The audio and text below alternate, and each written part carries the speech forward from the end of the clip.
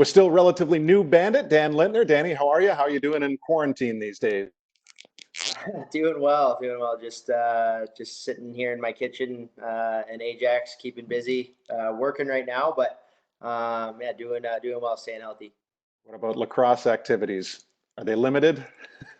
Yeah, they're pretty far and few between, but try to get the stick in my hand as much as I can. Right now, um, play a little bit of catch with my fiance Alyssa here and there, but you know, just doing what I can. Hey, how did it all start for you, this game of lacrosse? Um, Long time ago. I think I started playing when I was like 3 or 4. Back in Whitby. You know, my my uncles played lacrosse back in the day. My dad not so much. He wasn't a big lacrosse guy, but I guess they decided to throw me into it, and kind of blossomed from there. And here I am, whatever that is, 24 years later, still playing. So started a long time ago. Quite a journey, huh? I mean, when you think about it, you, especially now as a pro, um, you think about the guys you played with, play and against when you were junior and winning national titles. But my goodness, like the team you had in Whitby, the number of guys that turned pro from that, it's pretty amazing, huh? Yeah, I mean it's pretty crazy. Like I think back when I was in the Whitby minor program, even up to the Whitby junior program, a lot of the guys that were on those teams are still playing in the league now. So which is pretty fortunate. A lot of them are still my best friends, and it's pretty cool playing with and against them in the NLL today. So pretty crazy.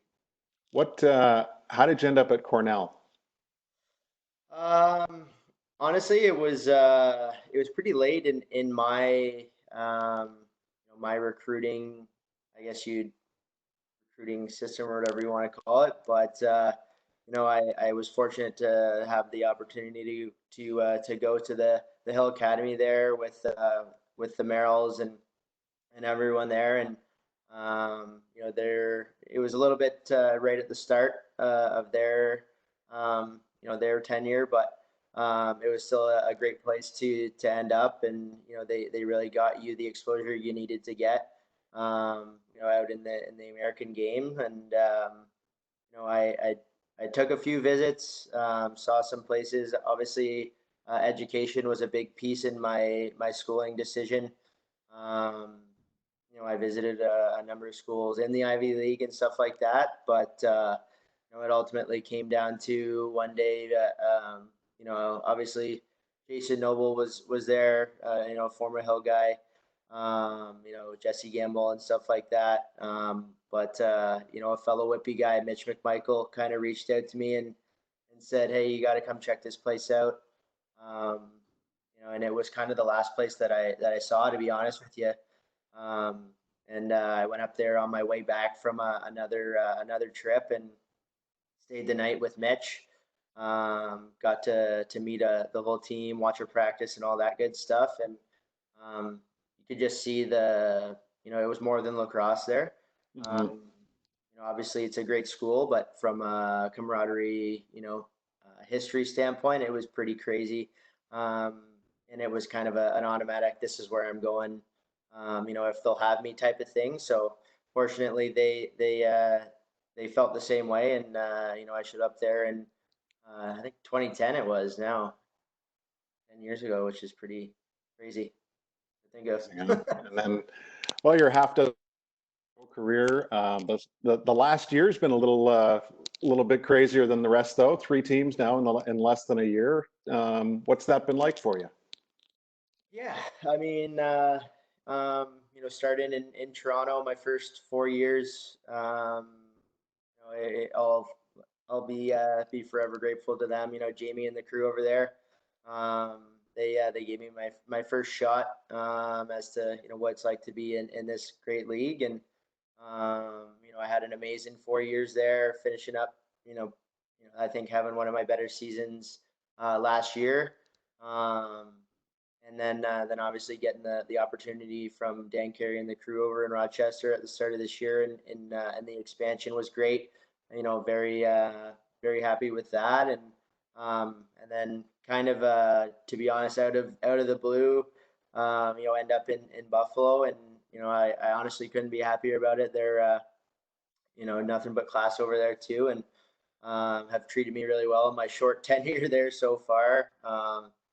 Getting the opportunity to play with guys like Dane and Josh and Smallsy and the guys over there, and playing under JT is pretty surreal too. Growing up watching him dominate the game, so it's been a short tenure, but Yeah. a crazy last 8-10 months, that's for sure. Yeah. Did you have any lacrosse idols growing up? Obviously, you mentioned JT a little bit. I mean, everybody mentions JT, but were there others? Yeah, I mean, the one guy that I always idolized growing up was Steve Toll. He was kind of my favorite player growing up. Got to see him a lot in the Whitby area and in Brooklyn. Obviously playing with Willie and stuff like that.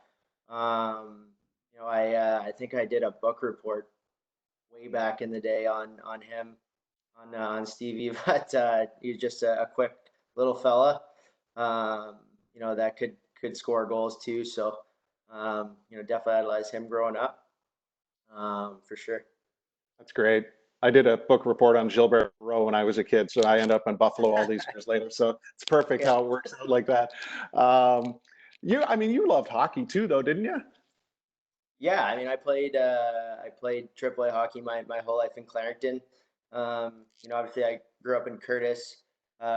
People are always like, "Where's Curtis?" But small little place in Clarington, like the Bowmanville area, close to Whitby. Yeah. Um, so obviously, I played hockey there because we had a team there. Still keep in touch with some of my best friends from there. Obviously, at the time, there was no lacrosse in the Clarington area. Mhm. So we all kind of started in Whitby, which was the closest place, and kind of stuck it out there. But yeah, definitely still love getting on the ice when I can here and there. Yeah. Um, I can't say that I do it a ton, but when I do, it's always a good time. What do you get from the game of lacrosse? As much as I can. I always like to develop, like to get better, and I'm hopefully going to get the chance to play some more and learn some more from everyone in Buffalo, and JT as well, Rusty over there, and everyone. So learn as much as I can. Obviously, make some new friendships with some guys that I might have played against for my 10 years. So that'd be it, and hopefully I can play as long as I can, as long as this body of mine will let me. So we'll see how long that is. Well, speaking as a proud cousin of yours, we were on the road with the Sabres when you played your first game as a Bandit, which was a memorable night on Tucker Out Lymphoma Night with you wearing 51. So I was watching online. So wouldn't you know it, shuts down right as I'm about to see you in person in Bandit Yeah, Land. I know. Yeah, so that was. I'm still waiting to see you wearing a Bandits uni in person. Yeah, I can't wait for that too. I think we shot back a couple of texts, you and I, or Yeah, Facebook messages or whatever it is. But that first game, like you said, on Tucker Night was special. Um, it was obviously turned out a great game, but I think that night was more about Tucker than it was like the game of lacrosse. Just honoring him and Willie and their family was pretty cool, and them being from my hometown and stuff like that, and knowing that family and Willie pretty well, it was pretty special. So I hope I get to put on that jersey again sometime soon, and you'll hopefully be there too. I can guarantee it. Good, Danny. We'll see you soon. Alrighty, thanks so much.